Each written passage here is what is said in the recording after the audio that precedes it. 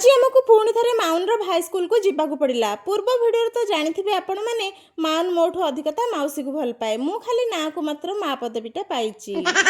छाड़ू से कथा एबे आसिक आम स्कूल रे पहुँचलु हेले स्कूल रे टिके अधिक रेस्ट्रिक्शन थिला। आ स्कूल भितर को हटा से क्या छाड़ू नथिले जोटा कि छुआ मान भल थिला। माउन भी ता भाई को गेट पाखरे अपेक्षा करथिला। एठी माउन रो भाई आसिला आ घर को आसियो बोली आज सकाळटू फोन करके कांदुथिला।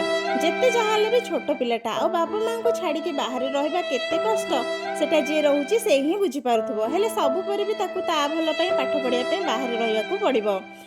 ताकू टिके बुझे सुझे स्कूल रू गोटे दिन पर घर को नहीं आसिलु। घर को आसिया बटरे बाहर किछि खाइबु बोली भाबिलु। बाहर को आसिक बाहर खाया न खाई घर को जीवा को कौन इच्छा हुए? मोर तो जमारू हुए। आपण मानकर इच्छा हुए कि नहीं कमेंट करके कहबे। मान को धरिकी खाइले से किछि खोईदबनी से ता बाबा को धरई देकी मु अंडा चप को चाट रास्ता कड़े ठिया होकी खाई चली। रास्ता कड़े ठिया होकी खाइबार मजाटा आउ कोठी न थाए। सब्सक्राइब निश्चिंत करंतु। रहिले नमस्कार। जय जगन्नाथ।